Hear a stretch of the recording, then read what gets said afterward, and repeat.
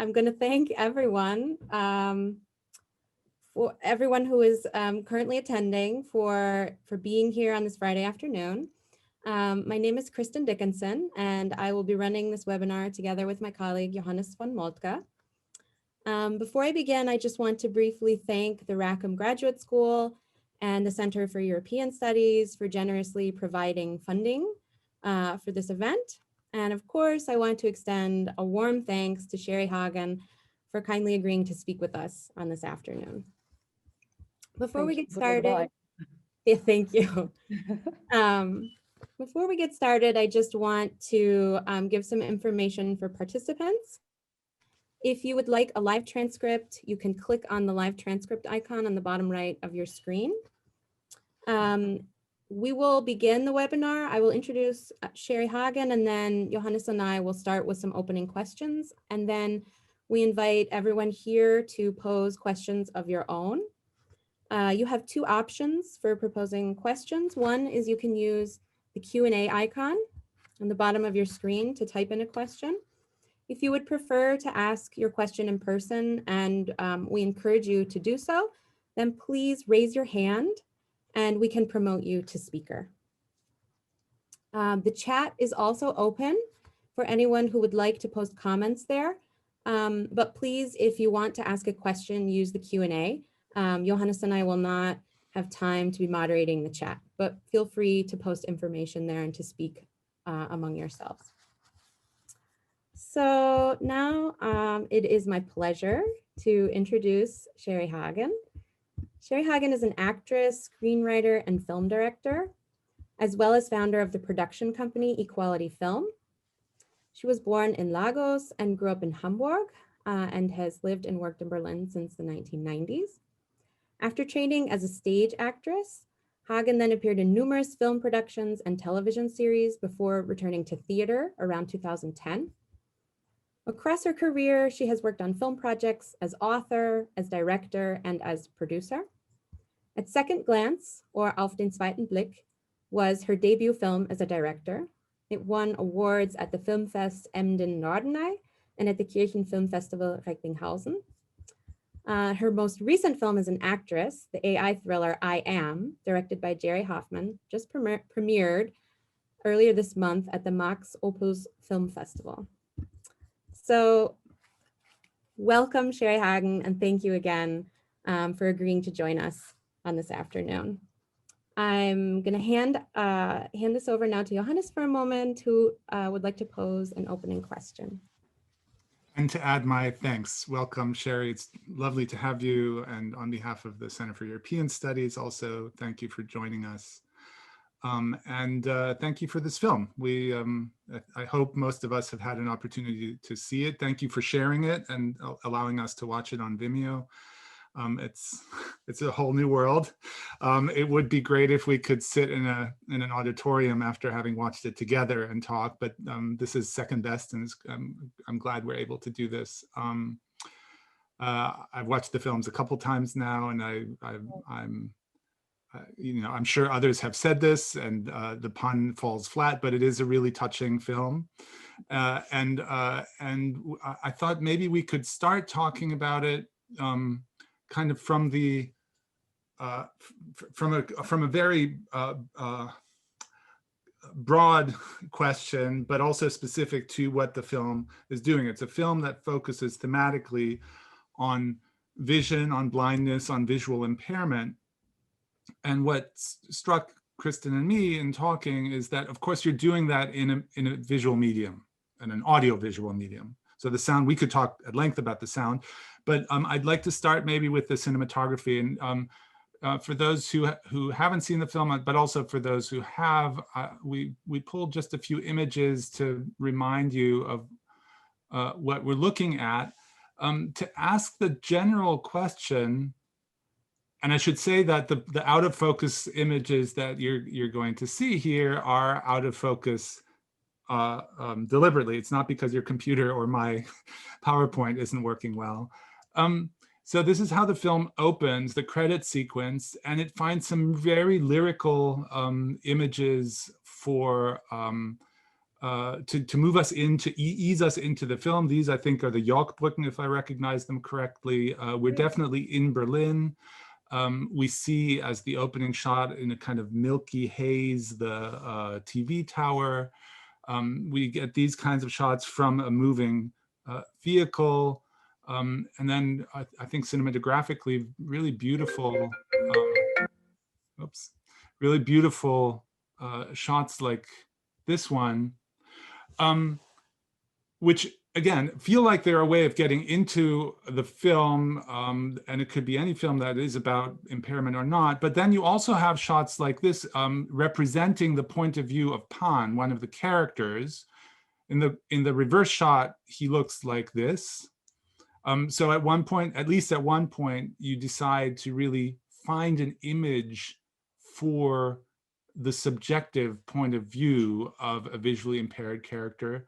And the others, one doesn't quite know whether the blurry images are, whether they're subjective images or just, atmospheric.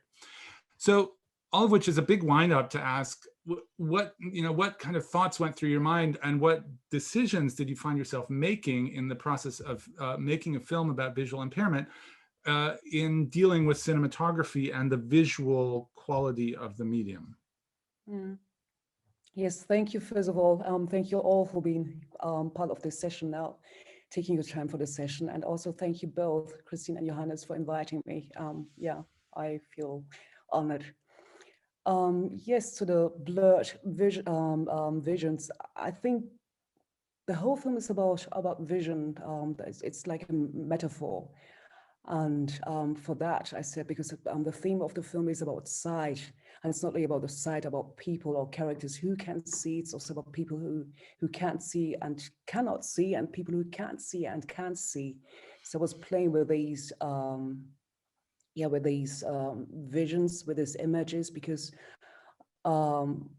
it's about a metaphor about the society, I think. So, so on one side, you've got the society who can see and do not see, and some part of the society who can't see and do not want to see. And then you've got the different characters who really have visual impairment. So I wanted to show the point, or the subjective point of the characters, what they can see, like with Palm, what you saw, because he's kind of he loses focus in the middle point of his focus. You can only see the sides. And like with Elena, she's also losing her side. She's losing the point of her side. And like with Kai, who really can't see. And I think the beginning of Den zweiten Blick, what you did on the first image you showed, that's what Kai can see, because most people think blind people do see black, but they see kind of something grayish, milky, just the way you see here of Den zweiten Blick. So I had sight as metaphor, and I wanted to show it through the characters and through the vision of the society. Yes. Because I think, especially sighted people, they think they can see, but they don't really look, or they're not using their eyes, or they're not using their sense enough. So that's why we've got all these different difficulties that have now these days. And of course, because of that, we also have all these movements we have now these days, because of not really seeing and allowing ourselves to look and watch and react. Yeah. So I have two quick follow-up questions to that. One is I've just been curious ever since encountering it about the title, whether you would connect the title to what you just said, that it is the second order vision of the social metaphor, that you see in literary studies, one would say the tenor and the vehicle of the metaphor, both sides of the of the metaphor. So whether that's an adequate description of the title. And the other question is about how you yourself in filming the characters thought about identification. So, a shot like this one, I don't know if it invites identification, but it asks us to inhabit a gaze, right? It asks us to take up the point of view literally of Pan. And then you get other shots like these, which are the camera getting very close to a character, but retaining its crystalline objectivity. I mean, you use these close-ups very deliberately, looking at people looking. So I guess the question is, we get the subjective vision of somebody looking or seeing or not seeing, and then we get us looking at people looking, and how close do you think the cinema can get? You know, where did you encounter limits in doing this? Were you uneasy at any point about trying to inhabit the position of a visually impaired person through a camera? Yes, but in different other ways, not in that kind of ways you just chosen. But the first point of den zweiten Blick, it's a metaphor, because I totally believe we always need a second glance to get to know people, because you need to talk, you need to react to people, you need to see people in order to have a chance for a second glance, because we're so used to put people into cupboards so easily at the first glance. So that's why I think, and all my characters need a second glance to be open for each other, because at the beginning they're all by themselves and they're all full with fear, and to kind of open up and to overcome yourself or overcome your fear, you need a second glance. So that's why auf den zweiten Blick.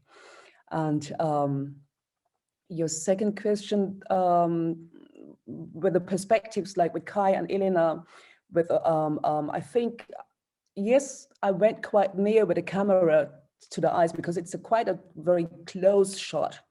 But that's also a shot kind of way, it's not looking at the characters, it's kind of way we're gonna go there, maybe it's just to feel the character, because I think a lot of people are already showing some signs of fear and of panic. People do not kind of way react to, and sometimes it's also an inner voice, and with these kind of way close shots, I wanted to show the inner voice of the character through the camera, through this perspective, through the eyes, because you can see eyes. People say it's like a soul, you know, it's in the eyes, it's like you can see the whole soul. So you can see the pain with Kai in this picture very much. You can see the pain with Elena too. So one can't escape it. It's quite clear, and that's why kind of we in the. It's also very. That's why I also chose it, because it's the first time they see their pain too, each character. And I think to know your fear, it's very important, because if you don't know your fear, you just react out of panic, you just react headless. But if you know what you're afraid of, then you've got a chance to change something. And that's kind of when both of them, both women in this situation, they digest their fear, their panic, whatever, Through connection, pain, really. I would say. Yeah. So I want this is an open conversation that anybody is welcome to join at any point, whether you've seen the film or not. We have a few questions that we'd like to ask Sheri, maybe at a later point, also about her career in Germany and the working conditions in Germany presently. But if there are questions, please feel free to jump in. As we look and see if people want to pick up any one of the threads, I'm going to open one other one, which is that it's very much about a film about the senses. So we've talked about vision, but it's also a film about touch, and you know, besides these few shots that I'm just going to show where the touch is featured in close-up, literally, people's fingers touching or the hands touching. I'm wondering again, like, to what degree your work in a visual medium is organized around haptic dimensions, around the ability to feel something. There are phenomenologists of film theoreticians who argue that the cinema actually makes you feel a touch. And sometimes in your film, I found that really being explored, not just through a close-up, but because of the way you draw us into a character who then touches another character and gets to know that character in that way. So that even though it's a visual medium, the touch seems somehow important. Is that something you could speak to? Yes, I think touching is really important to me, especially because we human beings, we need all our sense. And I just noticed even, it's also always interesting the way people or different individuals watch films. because some watch films through sight, some through hearing, and some through just what you said, through touching, even though when you say, how can you touch? But it's just like how the film or the story or the plot touches you. So that's why I also say through touching too. And I divided my characters. There are three couples, and one couple goes over the voice, the other one goes over the music, and the other one goes more over the feeling. And no, one goes over the voice, one over the humor, and the other one over the touching, which was very important. And that's why even auf den zweiten Blick, more than all of my films, uses the sense of our senses more than other films of mine. And I think even now with COVID, we all know what we are missing, because we I mean, I'm happy I've got a family, so like I'm reduced in touching, but I still can touch my partner. I still can touch my children or even my animals, because I also have animals in the house. But there's so many people living by themselves, and they're not even allowed to go out.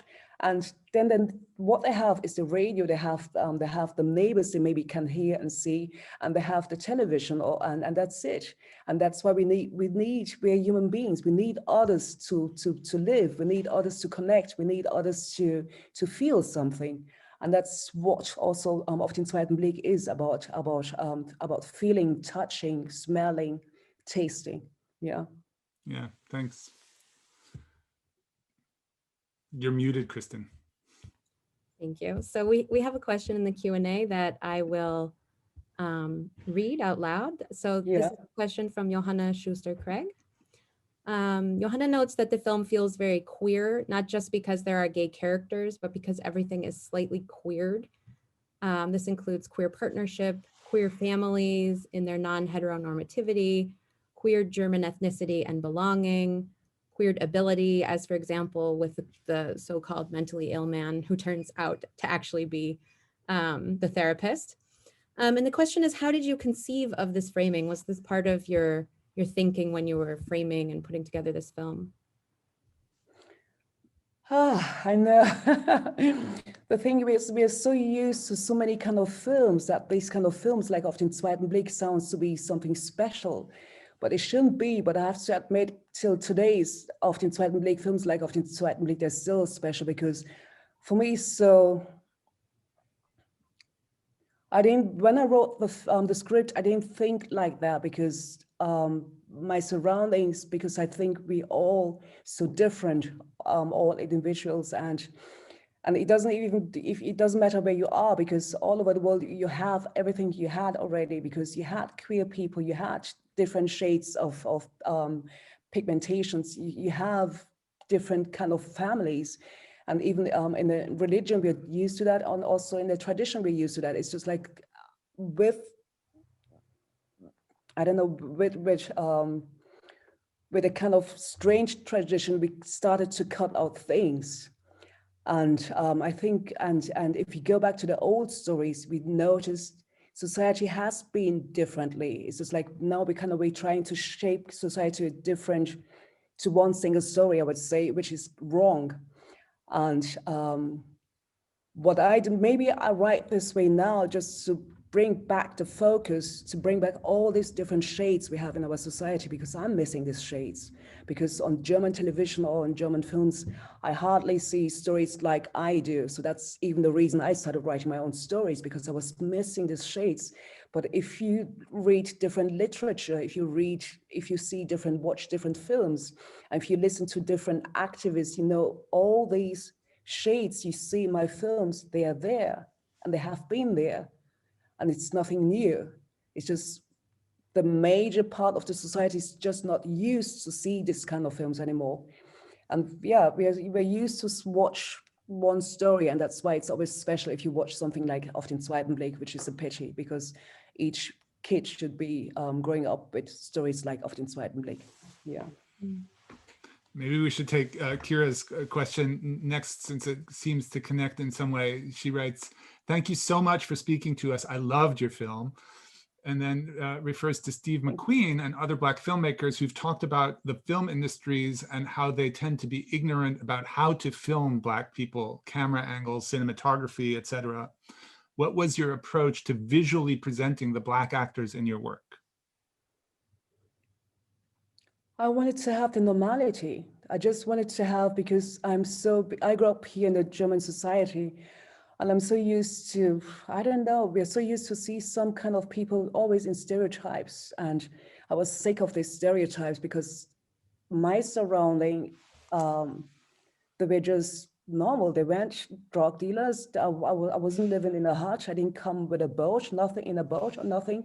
But I was so used to see, I was this kind of stereotypes, not only in the Black side, also with the Asian side, and also with people with disabilities. So I said, how come I know people like the way they are, but the screen or the television is trying to tell me that's the way, these are the way people are. So for me, there was a kind of a gap between reality and what I saw on screen, and I wanted to change that. So that's the reason I said I just wanted to show people, and Black people, in normality, as normal as they are, and they're all different. Because I also say I can't, because people always kind of they ask me questions, and I have to kind of represent the whole Black community. I can't because I'm Sheri and I'm different, like my friend Brown or Parker, you maybe know, and we still, there's so many different kind of shades and shapes of Black people. So one Black person can represent the whole Black community, because even though, you know, Africans are different than Americans, and the Germans are different than French people, and so we're used to diversity on the white side, but we're not used to diversity on the Black side, and that's what I'm trying to show this different shades of individuals. We have a couple questions, but I would like to just ask a quick follow-up question on your comments right now. One of the most striking aspects of this film for me was the amazing cast that you've put together, which, as you've just noted, is not typical for German film to have a cast with so many people of color. I'm curious if in your depiction of blindness in this film as both a metaphor and a lived reality, if you also intended to engage with questions of color blindness implicitly, in the sense of perhaps the criticism of color blindness as this expressed ability to ignore color, which obviously comes from a particular position of power. I think even the word colorblindness is a word of power, because I don't really believe in colorblindness anymore, because I think it's not possible. Because we always speak about colorblindness, but to be honest, we always see color. Even if you do a color blindness casting, which is not going to be possible, it maybe works with musician if you've got a curtain and people play behind the curtain and everyone is wearing sneakers, so you can hear if a woman is wearing high heels or not, because if you hear high heels and you already know that's a female, so that doesn't work anymore. But if everyone wears sneakers and you've got a curtain and someone plays the music, then you don't know. That's for me color blindness. But if you do a casting, you can't miss out the pigmentation, you can't miss out the gender. So that's why for me color blindness doesn't work. What I do is I like to work with energy. That's what I do, because I have kind of roles where I say it doesn't matter who's going to play this role. I just need this kind of certain energy, and I can find it on the Black side, on the white side, on the Asian side. It doesn't matter. I'm looking for this energy. But even then, I do pay. I think. No, I don't. No, I don't pay attention to the pigmentation then, because what I do is I pay attention to if the other character fits the one character. If I have a partner already, then I'm always going to choose the match for the partner. That's what I do. But I don't think one can work, especially in film. You can't work without color. Without color. And if you say you're doing a colorblind casting, it's just because you have it in your head, and you're just saying, I'm open to Black actors and actresses, I'm open to Asian actors and actresses, but it's still not colorblind. It's just like you open the door for others to come in. So everything's about power. Yeah. Yes. Yeah. Well, we have a question that's particular to blindness. This is from Paige Carpenter. And she's wondering if you ran into any specific problems or difficulties in portraying blindness, and if the actors involved in the film were themselves actually blind. Yeah. I had some, I mean, the film is, I would say for a film, it's old because the film is 10 years ago, 10 years old. And those days, I didn't really receive funding for this film. So I wasn't able to do a good and a huge casting. And I had one blind lady who was living in Munich, but she was a single mother, and I wasn't able to to give her what she was asking for. So that's why mostly all my main cast are sighted actors and actresses. And but the soccer team in the film they are blind and visual impaired soccer player. And some ladies in the cabin, in the Umkleideraum, where they get in the changing room, they are blind too. And those days, I kind of did a mistake because I wanted to do the film, and I did the film. But I think these days, if I would do the film again, if I would kind of shoot the film again, I won't go over this step. I won't go over this line, and I would say I'm not going to tell a story about a lady who's looking for a partner. It's not going to be about loneliness and togetherness. Then I would more write a story about loss and gain, because then I would make Kai losing her sight and not lost her sight already. That's the only thing I would change between that, because I think, because these days, especially nowadays, you don't really have a lot of roles for people with disabilities. You don't. And if you have roles, you should ask them to come first. And you should look at them at least first and give them the chance to play the role. And because the access to the industry is really quite difficult for people with disabilities, and that's why I wouldn't do it these days. I will always go and try to find actors, or blind or visual impaired actors and actresses. It's really interesting to me that you say that the women in the locker room, Yeah. at least some of them were visually impaired, because I think that's the first time that the running motif of the joke about the Blindenstock comes up. Yeah, yeah. And I mean, who gets to tell jokes about blind people, right? I mean, Yeah. if you're casting sighted people who get to make the joke, it could be really problematic. And it's interesting to know that that first gets aired to some laughter in a space that's actually inhabited by visually impaired people. Yeah. Our colleague Helmut Puff was drawn to the music as a language that connects people in what he thinks is an amazing film, playing the piano, singing, listening to music, the radio station, etc. And the auditory dimension offers a sensory score in and of itself. And he would like to hear, again, pun intended, hear you talk about it. The four-handed piano sequence, he says, belongs to the most beautiful visualizations of how music connects people in a profound way. This is not necessarily a question, but an invitation to verbalize what you think about the role of music in the film.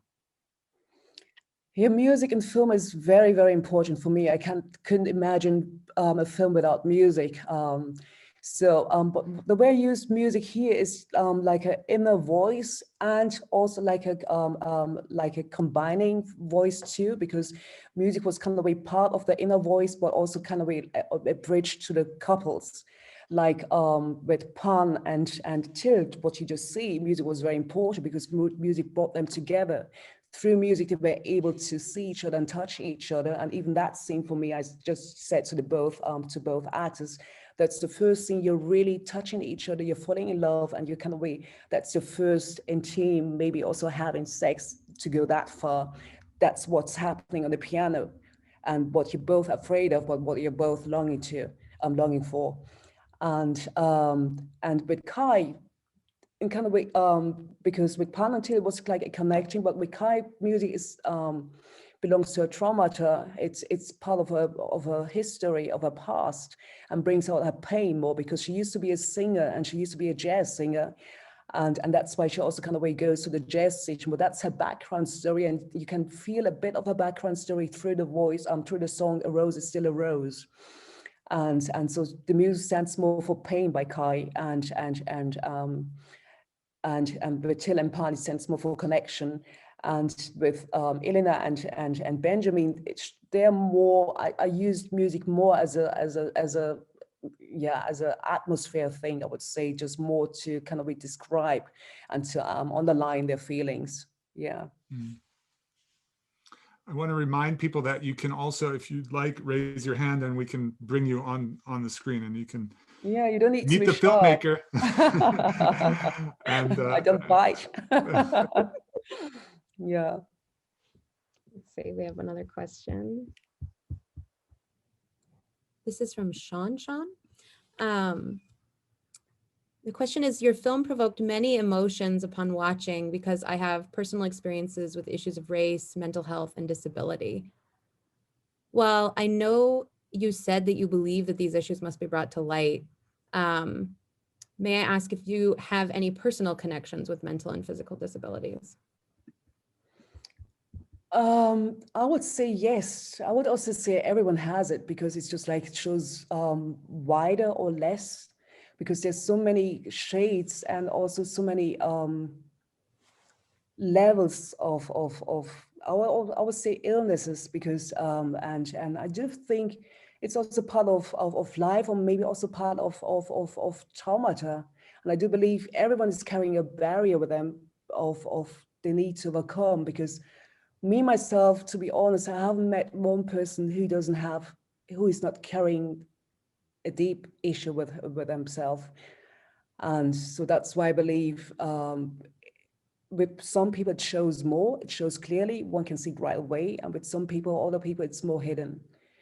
And yeah, so at least I would say with myself, it's maybe more hidden, because I won't be the typical person one would see who's got a mental issue. From that side, I don't really, from what the society talks about.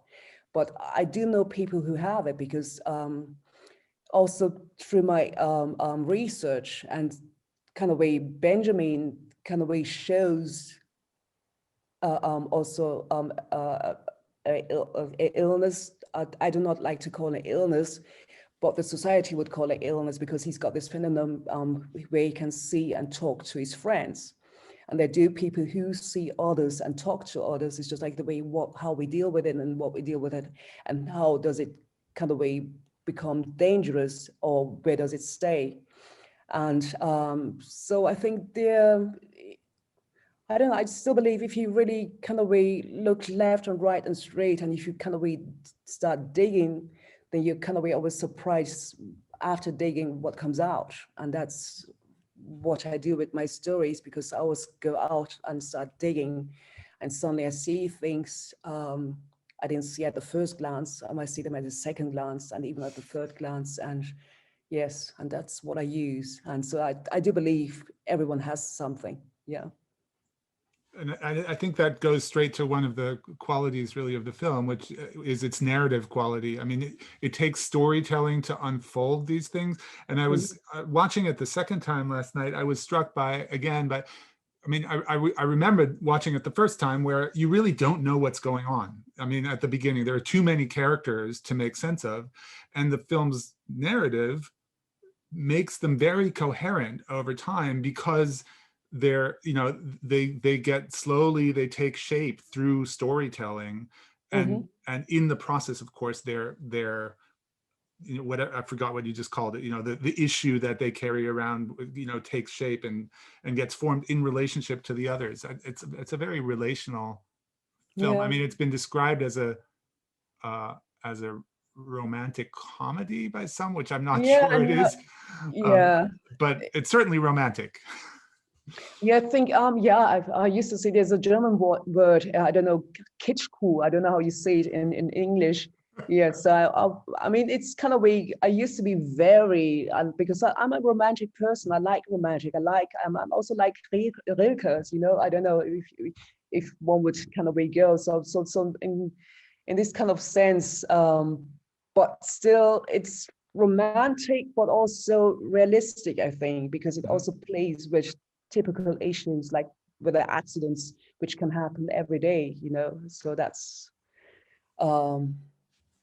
So I don't know, maybe it's for the buyers, for the sellers, it's easy to say they always need to know all these covers. What kind of genre is it? Is it romantic? Is it sci-fi? Is it kind of way something? So they labeled it romantic, but I'm fine with that too. So Maybe as a follow-up on Johannes's comment, I wanted to ask you about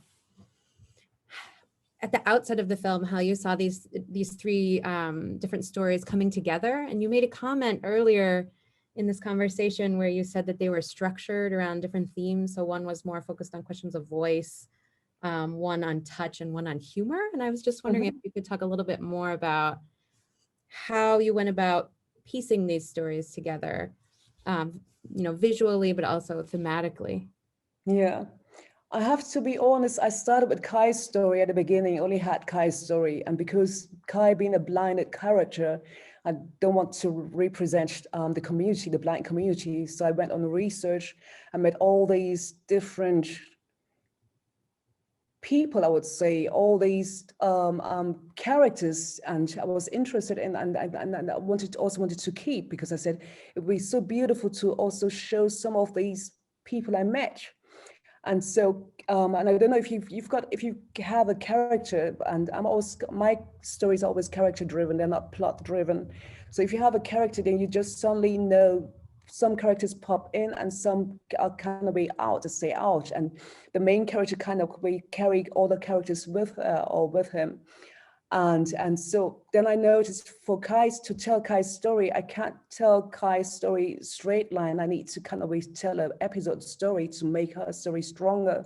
So that's why I decided to bring all these characters inside and to kind of divide them in three couples. And I knew I wanted to have sight as the main theme, and the other theme was loneliness and togetherness. So then because then you just look, what does she need? So I knew she needs something that's the sense. I was sure I need, when she meets through the voice, that would be nice not to meet, have the second couple to meet through the same thing. That would be boring. So then I said, laughter is also very important to fall in love, because we all fall in love with a person in different ways. Some because of the laughter, some because of the walk, the hair, the fingers, the hand, whatever, or the smell. And that's the way I chose these three characters, because I said, okay, I don't want them to fall in love with the same issue. They should all have different way of falling in love. Yeah. While we're on character, can I ask about the city? What role does Berlin play? It doesn't seem obtrusive in any way. I think people have written about the fact that a lot of it could take place anywhere. And at the same time, it does feel like a Berlin film, and in a way that's not linked, as in some Berlin films I know, to funding, where you have to put images of the of the synagogue or of the TV tower in because you got money from LBB or something. So that's not what your film feels like, and yet it does seem that Berlin, you announce it right at the beginning, and then you get this wild moment where this woman is playing with the torches in front of the Brandenburg Gate, and I'm just curious, like, how important is it to you that this is Berlin? I mean, Berlin is the seventh character, I would say, for the story, because Berlin is just all these characters in the story. They're all Berliners, I would say, more or less, and they're all living in Berlin. And Berlin is also very different in winter than in summer or in spring and autumn. And I wanted to have this grayish, this grayness and these out of color from the outside because of this. Because in winter, Berlin can be very, very cold and icy and very not nice and cozy. So I wanted to play with this isolation from outside, because you still feel, in kind of way, you still feel the history of Germany in Berlin too, and you even can see it everywhere. And that's why I wanted to show Berliners, or the characters, in their normal way of living. And even Berlin's districts are very diverse and very different. more than in Hamburg or more than in Cologne or Düsseldorf, I would say, because you really can see, if you go, I don't know how many people of you have been to Berlin before, know Berlin, but you can have districts like Charlottenburg, which totally looks different than Kreuzberg or Neukölln or like Spandau, I don't know. So that's what I wanted to show too, because these different faces of Berlin are also the different faces of the characters in the film. So that's why I thought Berlin was a good choice, even though it wasn't written for Berlin at the beginning. The film was written for Hamburg. So, but I'm still happy with Berlin. I'm very happy with Berlin, also with the choice in winter. Yeah. So we have a question from the Q&A. This question asks about the extent to which you set out to portray the attitude of non-visually impaired people toward blind people or visually impaired people. And this is a question from Adalina, and the example given is the moment when Kai first calls a taxi and first meets Falke. And the difficulty I think that Falke has figuring out what the best way is, for example, to lead her to the taxi, or after she gets out of the car, the scene in the street where he doesn't know how best to help her. The question also asks about, for example, the scene in the bar where a waiter is trying to help Elena with her coat and she doesn't want the help. And so this question is a bit more of a comment, but I think it's just asking you to reflect on the extent to which you wanted to build a kind of awareness into this film about the way that non-visually impaired people interact with visually impaired people. I did, because I also wanted to show it as a from both sides, because sometimes too easily think as a blind person or as a person with a visual impairment, because a lot of people, not only through neighborhood, not only through images and stories and the industry, are not used to blind and visual impaired people. They don't know how to behave. And sometimes you misbehave, not because you do it to hurt the other person, it's just like because you just don't know how to behave. But the other side is sometimes instead of waiting and asking, because one could ask, you just step over the privacy line, I sometimes think, and you just take someone. Because I just remember the days, especially as a younger person, when me as a Black child and as a Black grown-up, they would just touch my hair, just to see how my hair feels. And through my research, I just noticed some things visual impaired people receive or get to know, experience, and some things blind people too. They made me feel what I experienced and what I felt when people would just touch my hair without asking, not just because I'm a kid or something, just because they think they were allowed to touch my hair. They were just too nosy and just stepped over the line of privacy. And that's what I think we need to be aware of, because it's kind of taking away a bit of dignity if you just step over a line, and that's what, and because especially if we live in a society which kind of connects with manners so well, and as a kid you learn to not to point the finger at people or at other people. So then that's already like for me pointing fingers. But the other side too is because we do not see so many images of people in normality with disabilities or Asian or Black or queer people, we are not used, most people are not used to deal with others if they're not in contact with different communities. And that's what also often Blake is showing too. So we both sides have to open up and have to learn. It seems that's what Falke's daughter is really important for that aspect of the film, since she can cut through some of these things that the grown-ups can't. Yeah, she's very important for Falk and Kai, because of Carla, they're able to connect. Yeah. I think without Carla, I think I know. Without Carla, Kai wouldn't have been open for FAC. Right. So Right. in kind of way, he's also using his daughter to get to, Yeah. Yes. to her.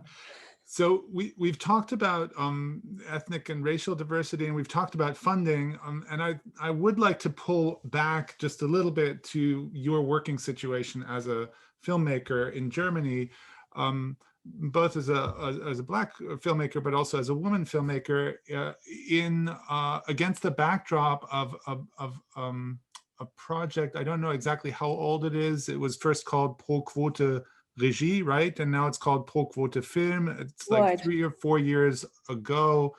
An effort to increase, an effort to achieve parity, gender parity Right. in the film industry. And I know you support this. And I went to their website and pulled a couple statistics, which I think are just remarkable as a visual, reminder of what we're talking about. So you don't need to know German to understand these, or resize your screen, because you can see that the men make up the Black figures and the women, if you can see them, make up the tiny red figures. And the same thing is true if you look in terms of funding, where the funding received by men always makes up 90% of in any given year. And one last statistic bringing home the same point, that after the top bar is always people finishing film school, and the bottom bar is where they go on, what they go on to do. And you see on the right side that the men, even if they don't finish film school, they go off and become editors or directors, and the women tend to be pushed out of the business. So I'm curious to hear your assessment about where you think the German film industry is at, whether you think Pro Quote Film is making any inroads in this. And I'd like to follow up in particular on one comment that I heard you make at just on YouTube at one of these events that Pro Quote put on, where you said that, and I think it was a year or two ago, you said that you don't know of a single Black woman director who had a fictional project financed through the subsidy system. And for those who don't know, the subsidy system is the main road to filmmaking in Germany. I mean, there's other ways of doing it, as you can tell us about, but that it seems to me. So my question is that still true? Do you still not know of anybody who's received funding in that way? And well, now I know too. Okay, good. Yes. But it's still, I don't know, it's just like, I mean, just watch the Oscars. I mean, it's just like the way it is in the States too. Nothing changed all over the world, because even with the Oscars, you just see how many male receive prizes and how many female receive prizes. And it's just like we still have, with the directing side, it's just still at 20%, which is nothing, which is really nothing. So it's really still a huge fight. And I think Sweden is doing very well in this kind of gender diversity. They're really great, because they have a lady called Anna Serner who just said, I'm going to do it. She didn't talk about it, she just did it. But we don't have Anna Serner here in Germany. And so, because if you want, I think it's, I don't know, it's just fear and ignorance and not willing to change the business, because it's easy to change the business. We don't need to have laws, we don't need to have, because more than 50% of the society are female. So why are we not letting the female work? Well, we telling the girls, I mean, are we raising our girls to say, you have to bend down for the boys later on? I don't know, it doesn't make sense. And why we only allow males to tell and choose the perspectives and be like having a playground to try different tools. And women are always only shaped to use some tools, and so that's why I don't know. There's, I mean, it's directing is kind of way there in a better place, but if you go down to the DOP, just like you see here, script writing with the script and production and DOP, that's worse. But so we're missing a lot of women, female perspectives, I would say, in the German film business, because it's always been out of the male perspective, and women are still being shaped with not to be creative as they would like to. And with the funding, it's I don't even know. I still have difficulties to fund my film. I've got 2 films out here now, which are ready for shoot, and it's still difficult to finance my films. I mean, I've got Billy, which is trying to finance since 5 years. And it's still hard work. And so I think the decision makers, they have to change their focus. They have to change their view. They have to change. I don't even know how to, because that's what we're working on too. How, because it's not, because from creative side, you have the people. There are wonderful script writers there, female script writers. We've got wonderful directors.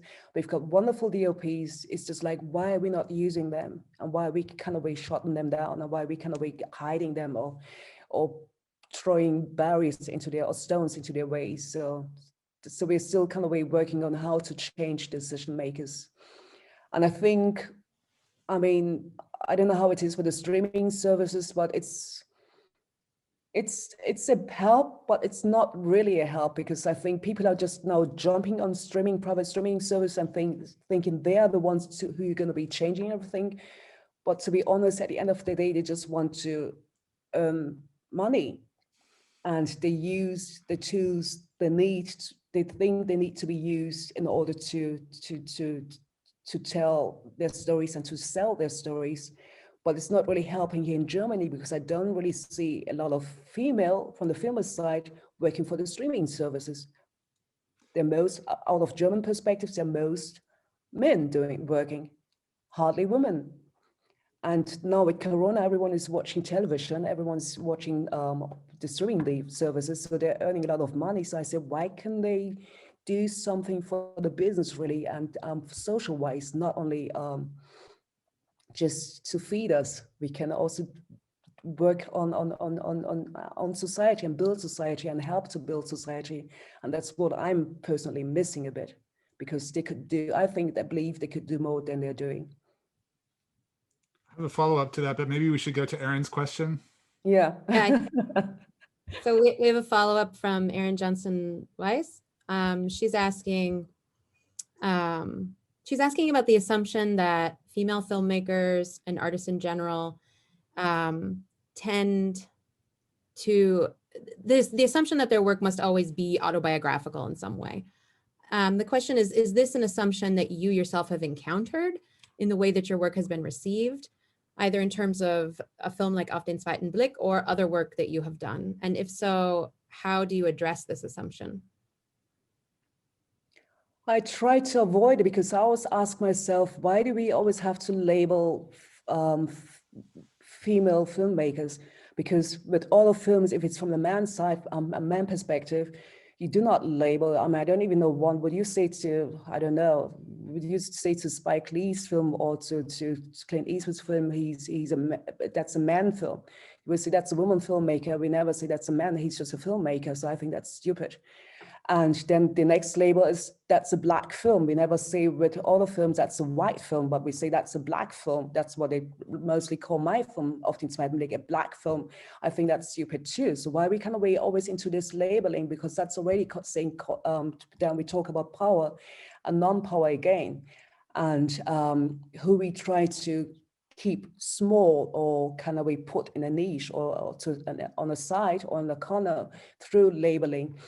And but I think what happens here in Germany is that most documentaries coming out of POC side, I would say, are coming from marginalized communities.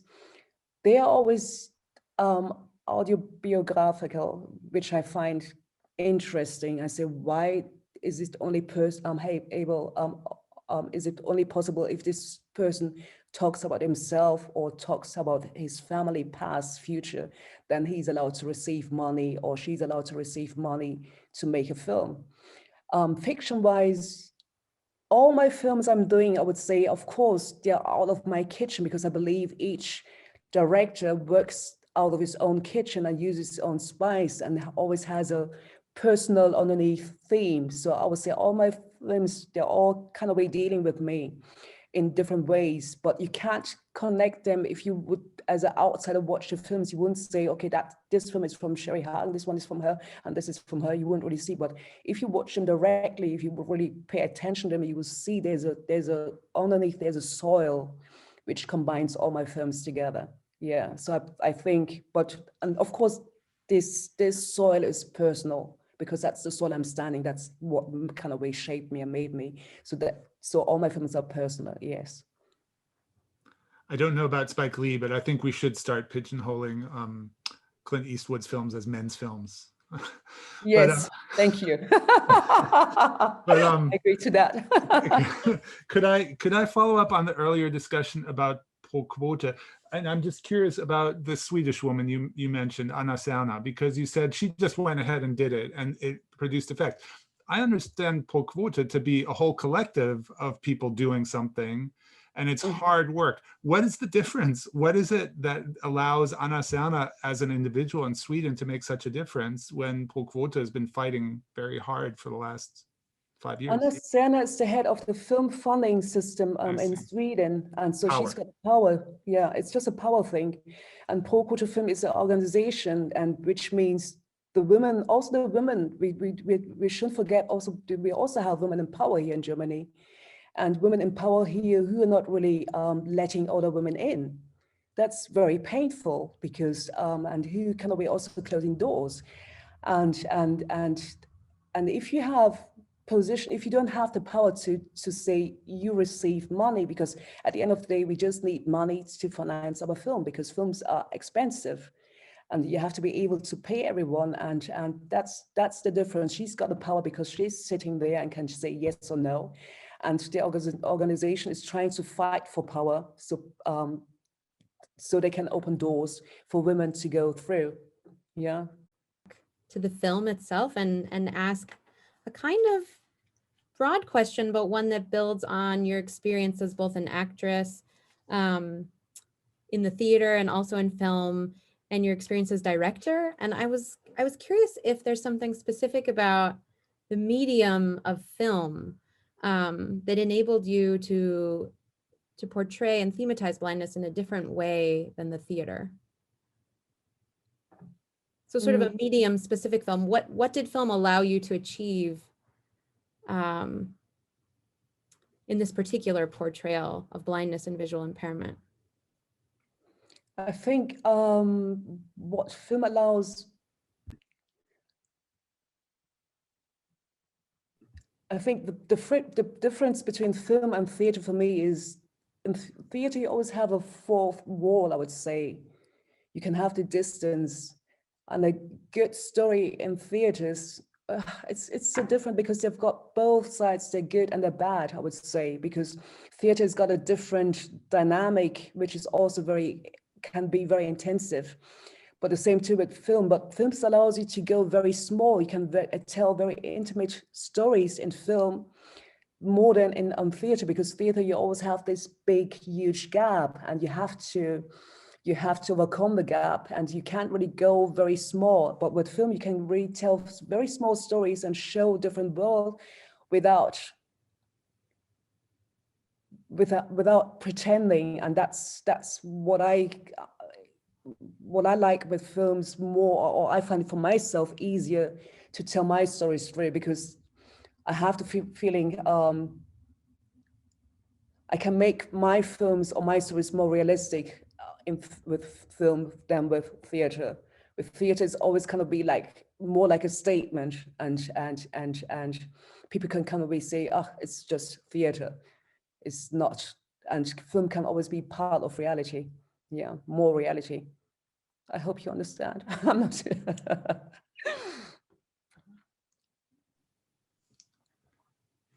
So we have a couple more questions in the Q&A before we wrap up. Also a general question from Connor Brennan. Do you like acting or filmmaking more? What are the biggest drawbacks and advantages of each? So if you could speak to both sides of your career, which started in acting, is that correct? Yes. I mean, I love acting. But with acting, you always kind of be the only part of the film because you never see the whole story, you never see the whole plot, and you only see, especially as an actor or actress, you only see your character, and but you never know what's going to be the end because you can have a script, you can have a character, you can build a whole bridge and story, and then it comes to editing, and then kind of be a lot part of missing, and then only out of a huge part, there's only kind of a tiny bit left. Sometimes painful, but sometimes it's beautiful. Also, or sometimes out of a tiny part, they did something huge out of it. So that's nice with actresses because you never know what's going to happen. So you always kind of be curious how the film is going to be. And with a filmmaker as writing and making the film, I see the whole story, I see the whole part, I see the whole cake, I would say. And this I like because it's like, I don't know, it's like painting, I would say. You've got all these paints there, and then you've got the brush, and then you've got the paper, and you just go ahead and you start painting, and then you've got a vision in your head, and then you start painting, and then at the end you see the whole vision. And with an actress, I never see the whole vision. I always see my vision, and that's the difference. So I like both sides, but I prefer to see the whole vision. So I like more filmmaking.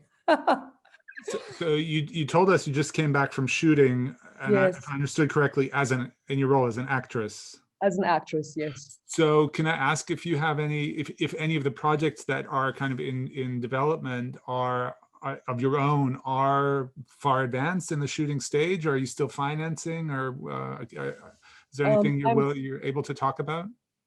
And I still have these 2 scripts I'm still financing. So I hope, I mean, I was even the pandemic, the COVID is not making it easier for small companies because for these safety measures, you need more money because of that. So now we've got all these big production companies who are able to shoot because they're able to have to provide security measures. And small production companies, they're all waiting to see what's going to come next and how can they deal with that. So that's kind of way, because now you need more money to shoot than you used to need before, just to make sure you're going to keep everyone safe. And so that's why I'm still waiting, but I'm still hoping at least latest next year to be able to shoot both films, Billy and Motherhood. So that will be my greatest wish. Yes. Fingers crossed. Yes, thank you. Funny how that is, that the rich can keep on going. Yeah. So there's one more. Shall we take there's one more question in the Q&A, and then we can wrap up. I'll let people know that we're wrapping up. So if you have a question you've been burning to ask, do it now. Adelina wanted to know if she could hear a little bit more about your decision to shoot in winter, like whether it's about whether that too is a metaphor for the loneliness of the characterness. Why winter?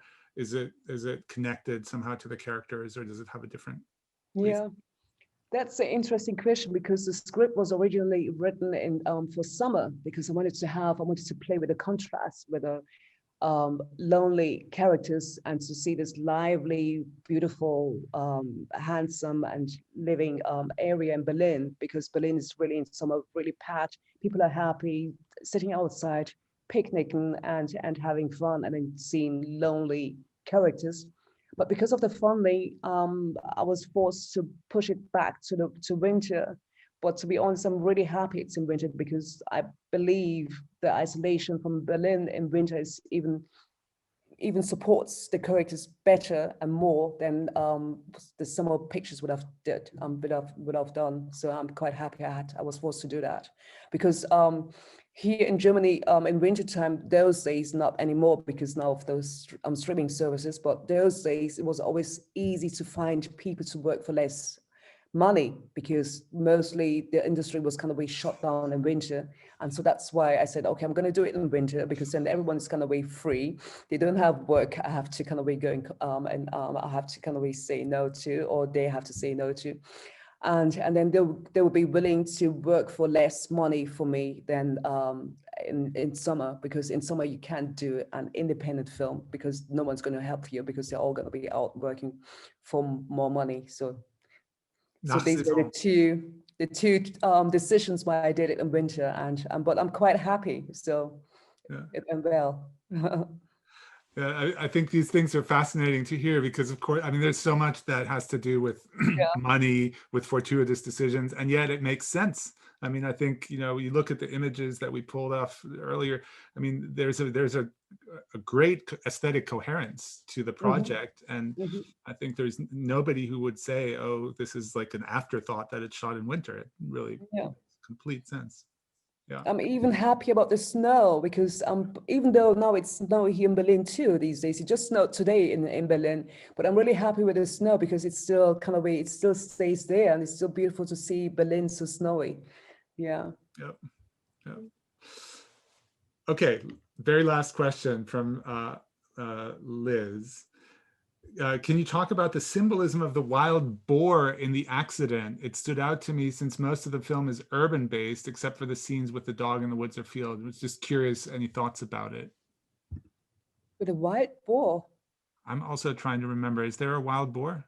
Is this the very beginning? I didn't pick up on The accident at the beginning. the accident at the beginning of the film. No, that's the past. She's talking about a She vision mentions of it. boar. Yeah. Oh, Yes, right. Kai yes, mentions yes, it. Yes. yes, That's yes. what caused him to swerve. Yes, that's what caused him to swerve, and it's of course that's why she's not really open for Falk at the beginning because all of her experience with Sebastian, who kind of left her from one day to the other day, and she spent 1 year in the hospital and he didn't show up, and that's why. And yes, I hope that was the answer to the question. And there are wild boars all over Berlin. Yes, absolutely. Yeah. And foxes. And foxes increasingly. Yes. Yes. You're welcome. Okay. If there are no more questions, Kristen, do you have any last questions you want to wrap with, or?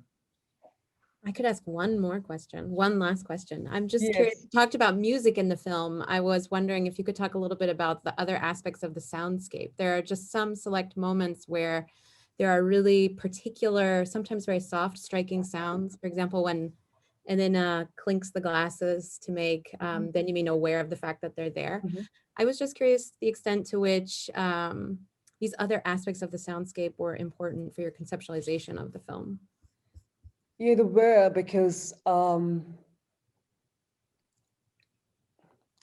won't say blind people or visually impaired people can hear better. It's just like they're used to use their hearing more than we are used to, because they have to rely on that. So of course, that's why with the wine glass, just to speak to Benjamin, to tell him the wine is there. So all these small things were important too, especially with blind and visually impaired people. Most tools we have, like telephone, like clock, like computer, like mobile answer machine, they're all speaking to the people, to the blind and visually impaired people, which is very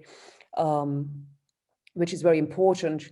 And but beside that, I also wanted to, because city can be very loud, and you have all these different sounds in the city, and which is also can be very intense and become less intense.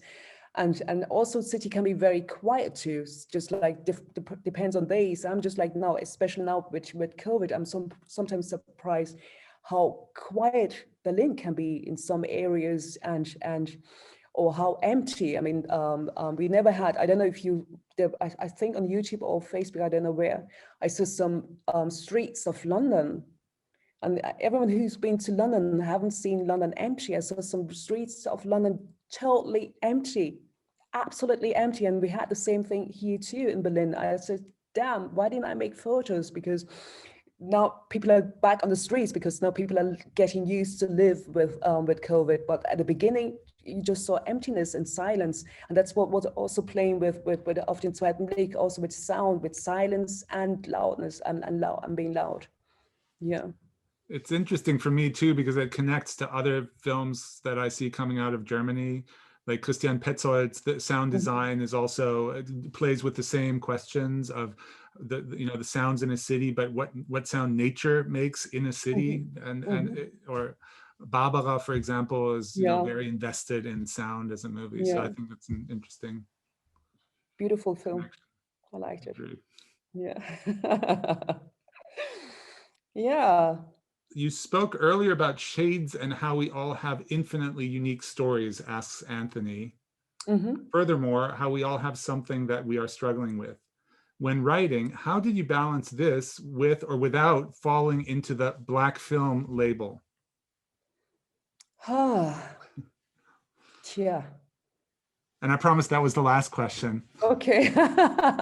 Just a small one. Yeah. No, I think it's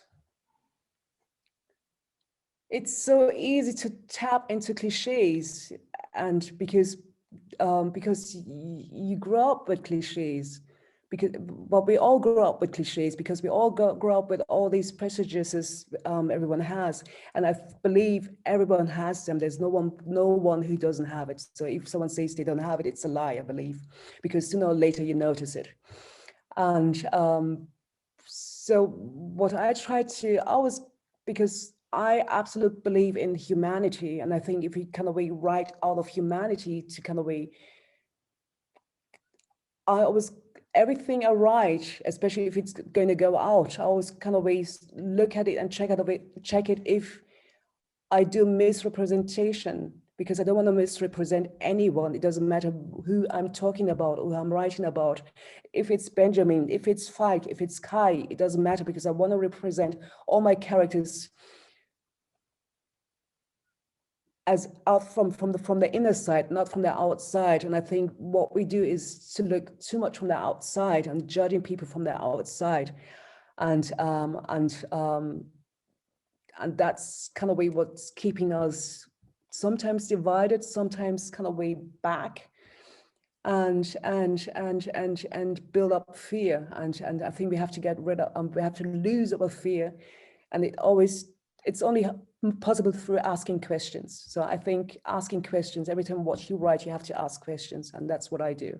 And that kind of way helps me to not tap into these cliches, to be honest. Yeah. That's a lovely thought to take into the rest of the day here. And I know it's late at night there, so I want to. Oh, it's okay. It's 9 o'clock. Okay, good. But still, you know, Yeah. it's a Friday evening. I always Yes. feel a little guilty when we schedule stuff Friday afternoons here already, and then ask people in Europe to be here Friday evening. So thank you for taking the time, for joining us over here, for letting us see your film, and for helping us think about so many fascinating aspects of it and beyond. It's great to meet you and have you here. Thanks very much. Thank you. Thank you all really for having me. And also thank you to your sponsors really for sponsoring this session. Thank you very much. Thank you. This was lovely. I think I You all enjoy your day. Thanks, we will. Yes. And we'll All be in right. touch. Yes. Thank you. Bye-bye. Bye.